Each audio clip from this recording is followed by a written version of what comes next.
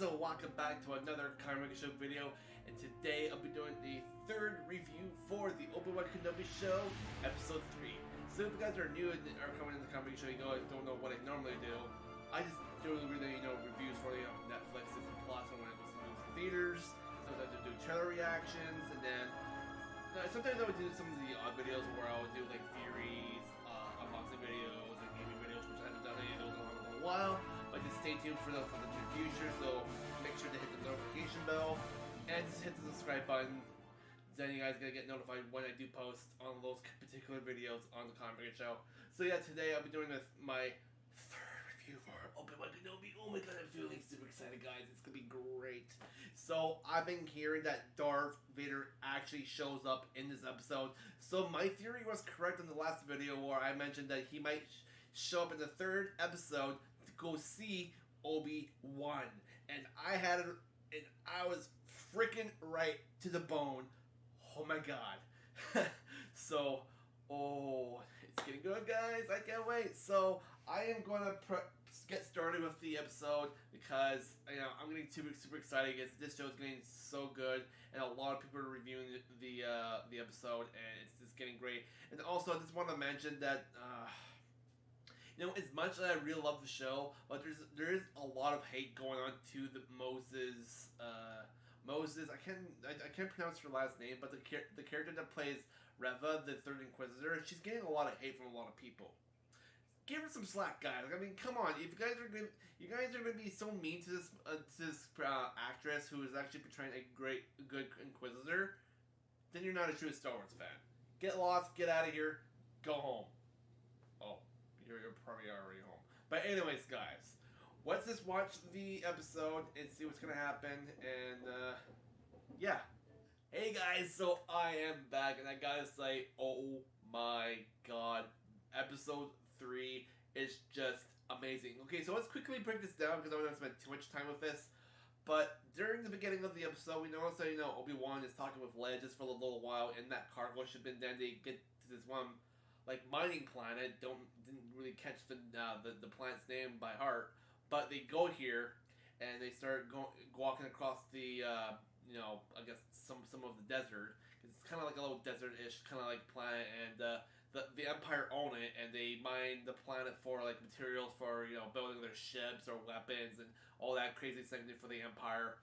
And they're going to this one certain spot, so they get picked up by the coordinates that they got from the dude from the other planet, Dubai, or how you pronounce the last planet they were on in the last episode, and from the so-called guy that wasn't supposed to be a Jedi, but he wasn't. He was actually a fake, and so they go there, and there's nobody there, so Leia decided to go hitchhike a ride, and with this alien dude that was driving this cart, somewhat of a transport ship, just driving along a road, and his name was Freak or Freak. I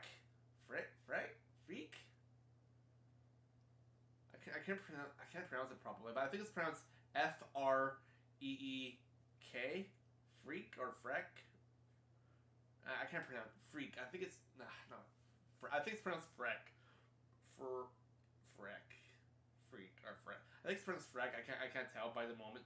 But yeah, so they get in the transport, and they start going towards where they want to go is the spaceport or the ship port or whatever. So Obi-Wan can get off the planet with Leia, and he's asking them, what are you doing here on this planet? And they're making up a good story between each other, like their mother and their father and daughter. They came here to see family. It's so-called. That's what they're saying because it's a lie, and he somewhat believes them. And the ship and the transport ship they're on has the Empire symbol in the back left of the vehicle, and so they know that he's Imperial helper of the Empire. And after some stormtroopers were walking towards the transport, and he stops, and oh god, I was getting a little nervous because I was wondering how they're gonna pull this off. So 4 troopers climb in the back with Obi-Wan and Leia, and they're and one of the troopers asks, "What are they doing here on this planet?" And they tell the story that they told Freck, that they told Freck exactly like, he's like, yeah, we're father and daughter, and we came here to see family. And he accidentally said Leia after what they're saying. After the stormtrooper was saying something else, and they said, "Wait, you just called her Leia?" And then he's like, "Is it that's wait? You told her her name was this name?" And he's like, Obi-Wan's like, sorry, I get confused sometimes. Leia was her mother's name. Yada yada yada. She was smart. She was kind-hearted. She was wonderful, and he was saying all these nice things about her, and because it was a lie. But then after a little ways from driving, they get dropped off at this one revenue spot or wherever, and the troopers left, and then Obi-Wan and Leia had their own short little conversation, and Leia mentions, is like, wait, did you know about my real mother? Because she knows she is adopted, and she knew that Obi-Wan must have known her mother, and she was claiming that, are you my father? He's like, yeah, I wish I was your father, but I'm not. Because she's always dreamed to know who her real father and mother were. So she knew exactly that Obi-Wan knew who her real mother was, and he actually told her that your real mom was actually a brilliant woman, and she was fantastic. Basically, what his words were. So I thought that was really nice that he told Leia that her mother was a great woman. She was somewhat of a leader, like he said before in the last episode, because she mentioned that because when that little conversation they had in Dubai, where it's like, you remind me of somebody, and yada yada, because he was reminding of Leia of her mother, because she was quite stubborn and she was a leader, but she knew what she was doing. So I just love those cute little things in this show. It's just really awesome. And another little Easter egg when they get to this one little town after they get ambushed by some stormtroopers. They go to this checkpoint with that transport, and a probe droid shows up, starts scanning. One of the stormtroopers asked him to lift up his head so they can scan his facial features, and once they scanned it, he just brought out his blaster, he blasted the probe droid. A couple of the stormtroopers went up high, and then a couple more stormtroopers show up after he disables the gate, so they go through the checkpoint, and then sure enough, there's this like captain, lieutenant, one of those like lieutenant Imperials where they have wearing one of those hats and those fancy little uniforms. It ended up being like their go-to person to find to get off planet. She was just the person was just in disguise. It was actually a woman.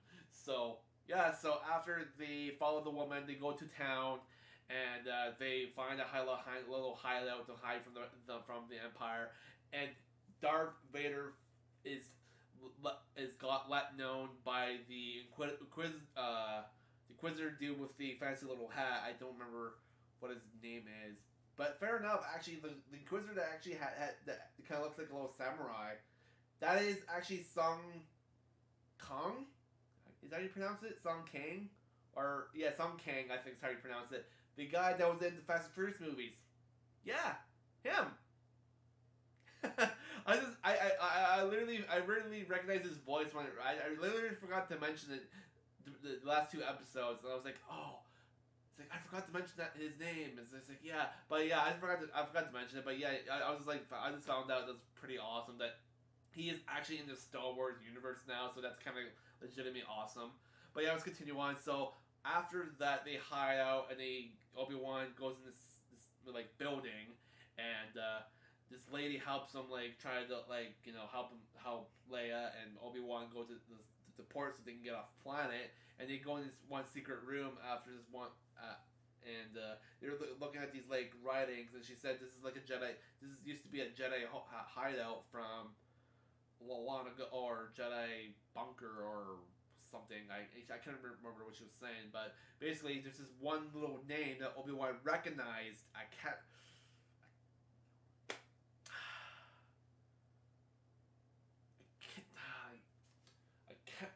cannot pronounce that at the moment. God damn. But it's the Jedi that was in Clone Wars that has like some of the little dreadlocks, and he has a green lightsaber, and he actually ended up being a Jedi for a long little while. Then he fell in love with Ventress. Then he turned back to the Jedi, and then I don't remember his name by heart. God damn it! But there's a whole bunch of people out there that know his name. It's just me. It's hard for me to keep all this information in my mind and trying to remember names and trying to remember what they look like. I do remember what he looks like. I mean, he has like 4 dreadlock hairs. I think he's like somewhat of an alien. I think no, I think he's a human. I can't remember, but basically. He does have a green lightsaber, and he was a Jedi. He turned Sith, and he went back to a Jedi, and yeah, so he actually helped Jedi younglings escape from the Jedi Temple after the purge of Order 66, which was pretty cool that Obi-Wan mentioned that when he mentioned his name, and then after they go through this tunnel. And then Obi-Wan sensed the disturbance in the Force, and Darth Vader shows up on the mining planet. And oh my god, he actually encountered Darth Vader, and Darth Vader was like, "You're a weak old man." He's like, because they're trying to have a little face off of each other, which is kind of cool. And all the other Inquisitors are just like holding back and making sure the villagers are not doing anything stupid and not attacking the troopers and all that. And then the third sister, on the other hand, goes on a little scavenger hunt on her own, trying to find things. And during the process, she finds the building and where the secret room is, where Obi-Wan was, and with Leia and the other lady. I can't remember her name by her. And and then with Darth Vader and Obi-Wan reuniting, it was a pretty awesome feeling. Just seeing those two back on the screen was just enlightening. I was having a little nerd moment, and I was giggling like a little schoolgirl. I was like, oh, it was great, guys. It was awesome. Like, oh my god. But yeah, so Obi-Wan was trying to deflect Darth Vader's lightsaber clashes. And he's really rusty because he hasn't used his lightsaber in so long over the past 10 years. So the Force is not really working with him at the moment. So it's kind of hard for him. So he had to he had no choice than to whack machinery, cause freaking steam across the sands, and just to confuse or to take Darth Vader after he's trying to hide away from him. And then during the process, he finds one little area. He's trapped, and he sees Darth Vader walking up to him. And Darth Vader sees these crystallized I think they were I don't know, was it spices or something? It looked like crystals, and then he spilled them over with the Force, and then he let it on fire. And he picked up Obi-Wan, and he dropped his lightsaber, and he dragged Obi-Wan across the fire. I think which arm was it? Was it his right? I think it was his. Yeah, it was his right. His entire right arm is scorching in flames, burning and melting, getting 3 degree freaking burns. So, damn, wow. And Darth Vader is just he's telling him you're. It is one word is you're weak. All those years of hiding has gotten you away from the Force. It's basically what he's trying to say. I'm trying to remember what Vader was saying. But speaking of Vader, still being voiced by James Earl Jones, but in the body inside is actually Hayden Christensen. So, which is kind of cool that those two famous actors actually come up together and help create the character, bring it back to the screen for us fans, which is pretty awesome. And then that one lady came back to save Obi-Wan from Darth Vader, so she was able to have her robot friend pick Obi-Wan up and drag him away, and they got away from Vader. So now that's basically what happened. And then Leia was told by the lady that was trying to save Obi-Wan and Leia.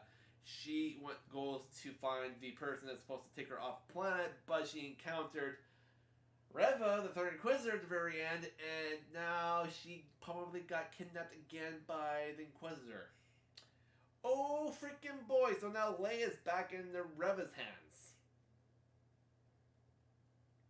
Oh boy! So I think we're gonna see Obi-Wan and Darth Vader encounter each other once again, sooner or later.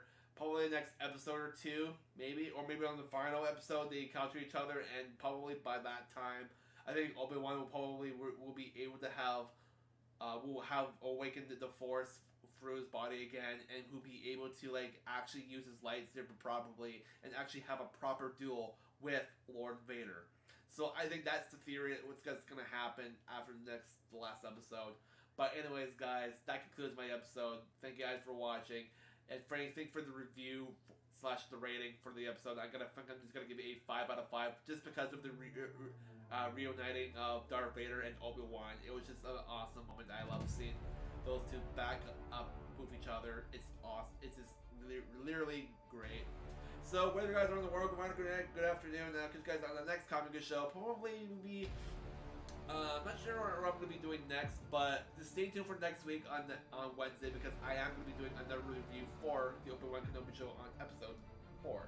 So stay tuned for that, guys, and I'll see you guys on another one. And have a great week of work, school, or whatever you guys are doing these days. So peace out, and may the Force